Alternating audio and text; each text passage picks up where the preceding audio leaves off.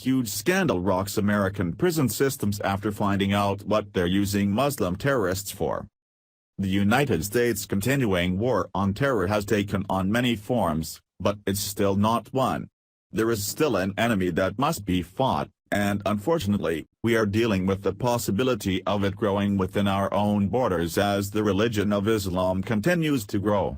The Middle East is becoming less and less inhabitable as the effects of this horrible religion spread and degrades the area like a parasite, determined to suck its host dry. The backward lifestyle that this pervasive religion requires has crippled, and in some cases, destroyed most of the Middle Eastern countries, and now they're going to have to find other places to ravage in order to keep the monster alive. The takeover of Europe is well underway, and many Muslims have their sights set on the white whale of countries, the United States. I can only guess that's because we have stood both for personal freedoms and for the freedom of Israel, and that's never set well with Muslims. At this point in our history, it would be a terrible idea to let the ideology of hate take hold in any of the places where the impressionable or less than savory gather, but that's just what we're doing. It's coming to light that the prisons are being taken over by Muslims, and not because we're locking them up. From the investigative project. Edwin Lorenzo Lemons, also known as Asad al-Salam, is an employee of the Muslim Chaplain Services of Virginia.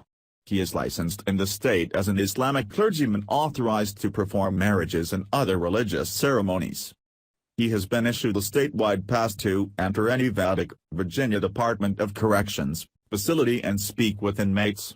He is currently teaching a class in Arabic for inmates. He is also an ex-offender.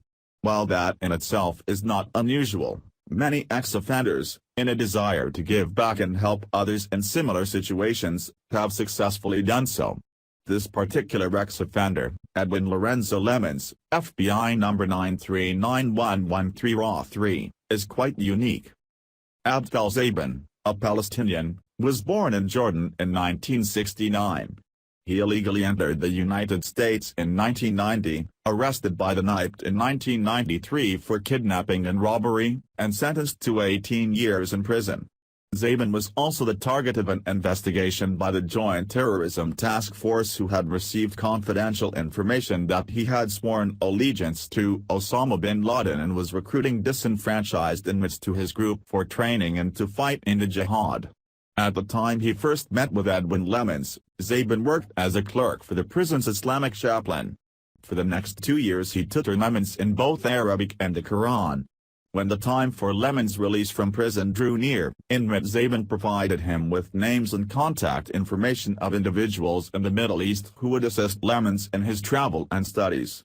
Following his release, in the fall of 1998, Lemons had his parole supervision transferred to Florida, and enrolled in the Islamic Center of Gainesville.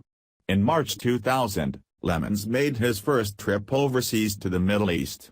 Upon his return from Jordan through New York's JFK Airport and then on to Gainesville, Florida, he approached the president of the Islamic Center and asked about fighting in the jihad overseas. The then president, Mohammed Bahmaid, in an interview with members of the Joint Terrorism Task Force, stated that he tried to discourage Lemons from any future overseas travel. Lemons did not heed his advice. 4 months later Lemons made another trip overseas, this time to Egypt. He stayed for 3 months, and while there, according to a reliable source who knew both Lemons and Zaban, he received underground tactical training.